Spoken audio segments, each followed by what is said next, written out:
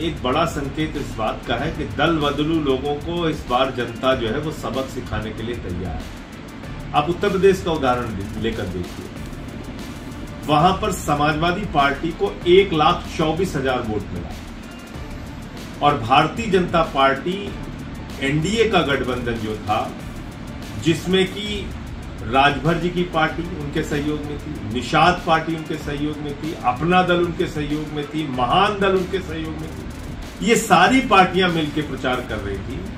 उत्तर प्रदेश के मंत्री गांव-गांव में लगे हुए थे प्रचार में। डबल इंजन की सरकार है मोदी और योगी की, बावजूद इसके 43,000 मतों से हारे हुए। ये बहुत बड़ा संकेत है लोकसभा चुनाव के लिए, और ये इस बात का भी संकेत है कि अडानी वाले हारेंगे और इंडिया वाले जीतेंगे। जो इंडिया के साथ खड़े हैं वो जीतेंगे, जो अडानी के साथ खड़े हैं वो हारेंगे। ये इस बात का भी संकेत है। एक दूसरा मुद्दा है, चंद्रबाबू नायडू की गिरफ्तारी हुई, एक तरफ से चीफ मिनिस्टर ने गिरफ्तार किया।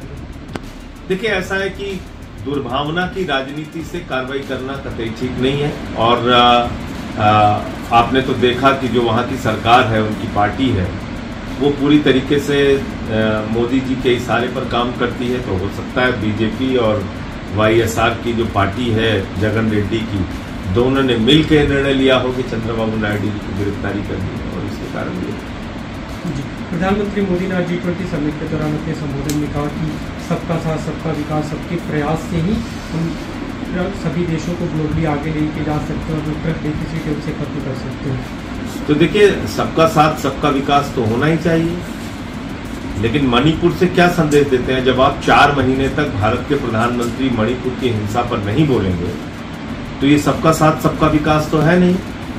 अगर नूह की, मेवात की हिंसा पर देश के प्रधानमंत्री खामोश रहेंगे, तो ये सबका साथ सबका विकास तो है नहीं। अगर पहलवानों, बेटियों के साथ हो रहे अत्याचार पर प्रधानमंत्री खामोश रहेंगे, तो ये सबका साथ सबका विकास एक कोरा नारा साबित होगा, बावजूद इसके कि वो आपको जमीन पे कुछ सच्चाई के रूप में दिखाई पड़े। तो जमीन की सच्चाई अलग है, प्रधानमंत्री जी का बोलना अलग है, और मैं समझता हूं कि इसीलिए अब इन नारों का कोई असर जनता के ऊपर नहीं पड़ता। जब प्रधानमंत्री भ्रष्टाचार के खिलाफ बोल के अजीत पवार को अपने साथ शामिल करते हैं, जब प्रधानमंत्री वंशवाद के खिलाफ बोलकर वंशवादी पार्टियों को अपने साथ मिलाकर चलते हैं, तो उनकी सच्चाई अब देश के सामने आ चुकी है। राष्ट्रपति डिनर होस्ट करने वाले हैं, G20 डिनर, इसमें सभी मुख्यमंत्रियों को, सभी बड़े नेताओं को बुलाया गया, लेकिन मल्लिकार्जुन खड़गे जो विपक्ष के नेता, उन्हें आमंत्रित नहीं किया गया। कांग्रेस पार्टी से लेकर सवाल उठा रहे राहुल गांधी ने। देखिए, ये बहुत बड़ा अपमान है मल्लिकार्जुन खड़गे जी का, बहुत बड़ा अपमान है। वो कांग्रेस पार्टी के राष्ट्रीय अध्यक्ष होने के साथ साथ भी राज्यसभा में लीडर ऑफ अपोजिशन है, और लीडर ऑफ अपोजिशन का अपना एक कैबिनेट रैंक होता है, उसका अपना एक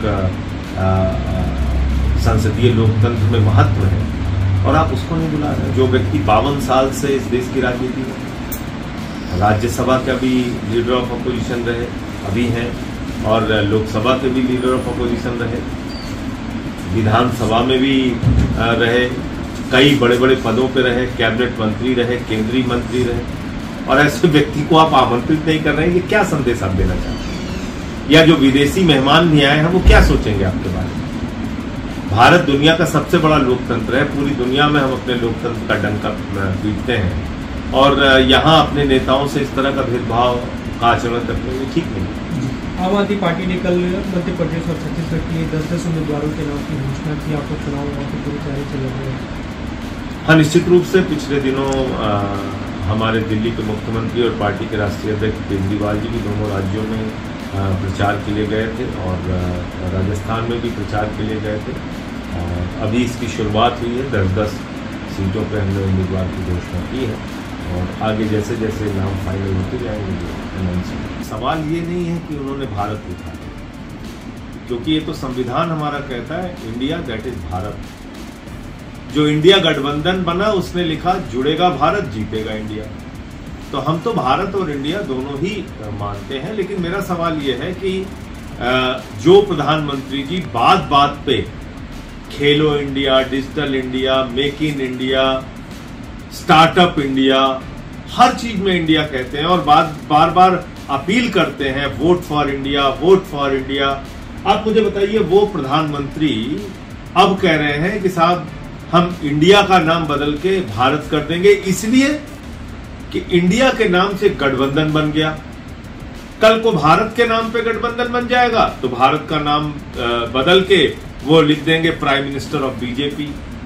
फिर कोई गठबंधन बीजेपी के नाम से बन गया तो उसको बदल के वो कर देंगे कि प्राइम मिनिस्टर ऑफ कांग्रेस, कुछ भी कर देंगे। मतलब ये क्या है?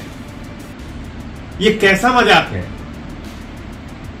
आपके पासपोर्ट के ऊपर लिखा रहता है रिपब्लिक ऑफ इंडिया, आपके नोट के ऊपर लिखा रहता है रिजर्व बैंक ऑफ इंडिया।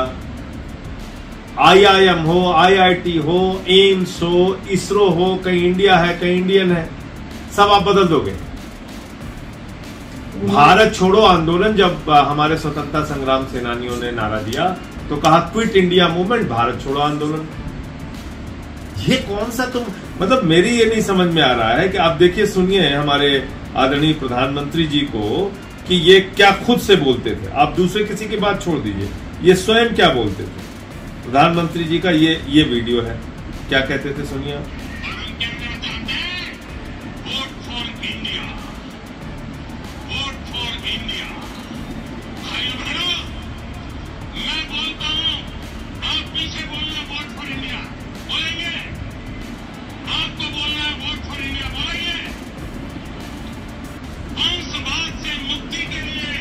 देखिए आप, vote for India, vote for India, ये तो प्रधानमंत्री जी खुद कहते थे। तो अब इसलिए कि इंडिया गठबंधन बन गया उससे इतना ज्यादा डरे हुए, और कल के परिणाम और हैरान करने वाले, इनको और डर पैदा इनके मन में हो जाएगा।